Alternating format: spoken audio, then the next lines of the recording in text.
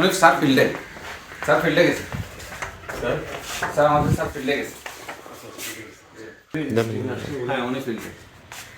সরকারি নির্দেশনা অনুযায়ী সকল কর্মকর্তা কর্মচারী সকাল 9টা থেকে 9টা 40 পর্যন্ত তাদের নির্ধারিত কর্মস্থলে উপস্থিত থাকা বাধ্যতামূলক করেছে সরকার।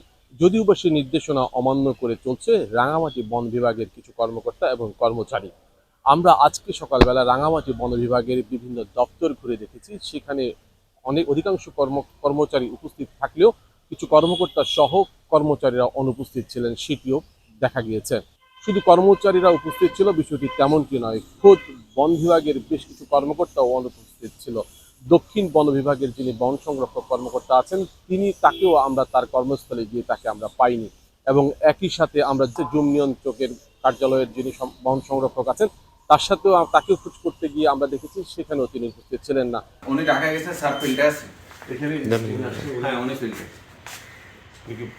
হ্যাঁ আমাদের সবাই 9টার ভিতরে থাকে, উনি স্যার হচ্ছে ফিল্ডে গেছে আর কি। আর অন্যান্য যারা খালি হ্যাঁ সবাই আছে। তারা উপস্থিত না থাকার পিছনে বিভিন্ন জন নানা ধরনের যুক্তি দিচ্ছেন। কেউ একজন বলছেন যে তারা ফিল্ডে আছেন, এবং কেউ কেউ আবার কোনো কোনো কর্মচারী বলার চেষ্টা করেছেন যে তারা অসুস্থ, তারা রাঙামাটিতে আছেন, অল্প কিছুক্ষণের মধ্যেই চলে আসবেন। খালি নাই, আমাদের যেটা আমরা আছি তো 3 জন।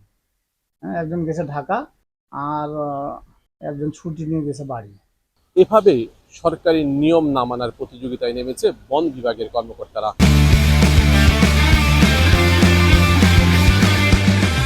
যদিও বা প্রধান বন সংরক্ষক যার কার্যালয় আছে সেই কার্যালয়ে আমরা গিয়ে বন সংরক্ষককে পাইনি। যদিও বা তার পিএ সহকারী বলেছেন যে তারা 4 সপ্তাহের একটি প্রশিক্ষণে তিনি ঢাকায় অবস্থান করছেন। এছাড়া যে দক্ষিণ বন বিভাগ এবং যে নিয়ন্ত্রক যে কার্যালয়, সেখানে আমরা কিন্তু তাদের কর্মকর্তা এবং কর্মচারীদেরকে শতভাগ যে উপস্থিতি, সেই উপস্থিতি আমরা পাইনি। যে ক্ষেত্রে সেবা প্রত্যাশীরা এসেও বিড়ম্বনার শিকার হচ্ছে। দ্রুত সরকারি নির্দেশনা অমান্যকারীদের বিরুদ্ধে যথাযথ আইনি ব্যবস্থা নেওয়ার দাবিও করছেন সেবা প্রত্যাশীরা। সরকারি মনিটরিং যাতে জোরদার করা হয়, সরকারি কর্মকর্তা কর্মচারী উপস্থিতি নিশ্চিতে সেই বিষয়ে জোর দাবি জানিয়েছেন স্থানীয়রা। রাঙামাটি থেকে সৈকত রঞ্জন চৌধুরী।